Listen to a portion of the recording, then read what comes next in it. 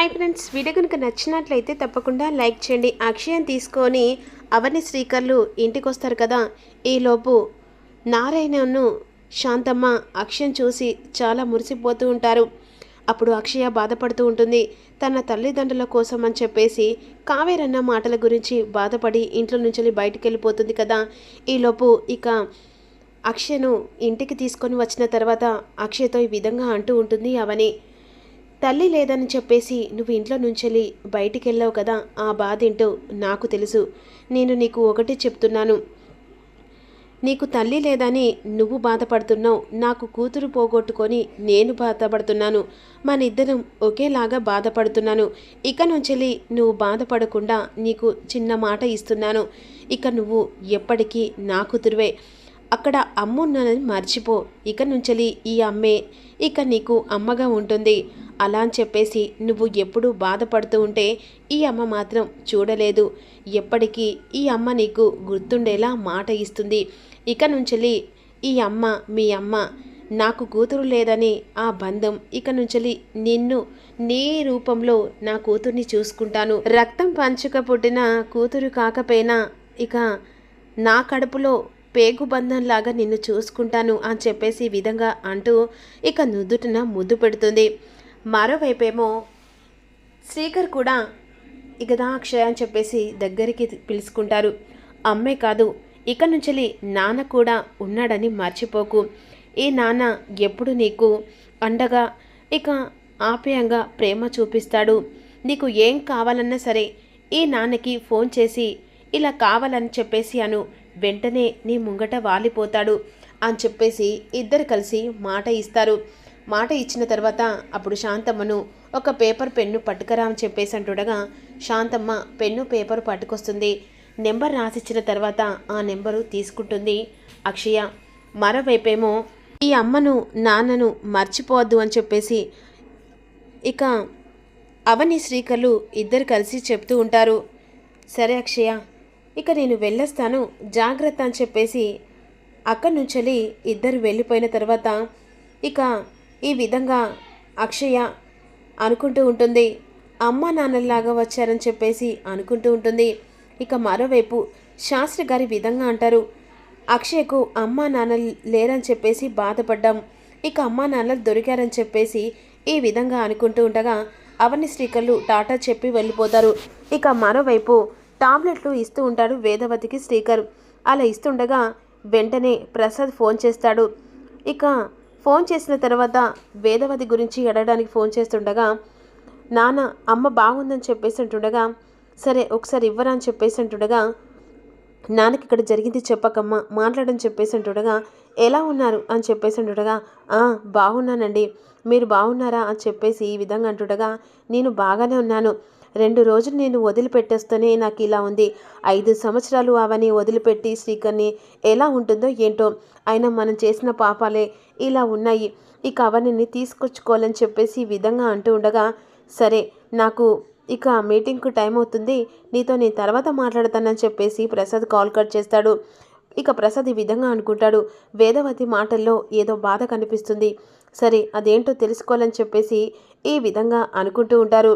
ఇక మరోవైపేమో కృష్ణ ఉన్ను నిహారిక వస్తూ ఉండగా ఏంటి ఎన్ని రోజులు దాచిపెడతావురా నాన్నకు తెలియకుండా, నిజం అనేది ఏదో ఒక రోజు బయటపడాల్సిందే కదా అని చెప్పేసి ఈ విధంగా అంటుండగా అదే సమయానికి ఊరి వాళ్ళు కూడా వస్తూ ఉంటారు.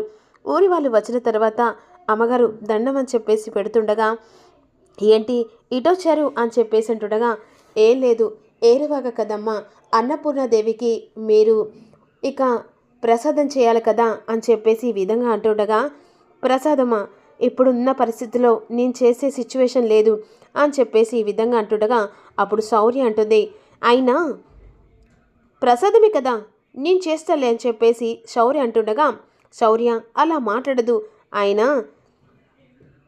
పిల్లకాకి ఏయ్ పిల్లరికం వాటర్ ట్యాంకి ఏం మాట్లాడుతున్నావు అని చెప్పేసి ఈ విధంగా అంటుండగా ఆ ఊరి వాళ్ళు ఏంటి అమ్మాయి ఇలా మాట్లాడుతుంది, పేర్లు పెట్టి పిలుస్తుంది అంటే చిన్న పాప కదా అలా ఎప్పుడో ఒకసారి పిలుస్తుందిలే అని చెప్పేసి ఈ విధంగా అంటుండగా మరోవైపేమో అమ్మ ఎలాగైనా సరే మీరు ఆ 10 ఊళ్ళకు దేవత లాంటి వాళ్ళు, అలా చెప్పేసి మీరు ప్రసాదం చేస్తేనే బాగుంటుంది అని చెప్పేసి ఈ విధంగా ఊరి వాళ్ళు అంటూ ఉండగా, ఇక నేను చేస్తాలే ప్రసాదం, ఇక తల్లి వెలగబెట్టింది ఇప్పుడు కూతురు అని చెప్పేసి ఇక ఈ విధంగా పెద్దరాజు అంటూ ఉంటాడు.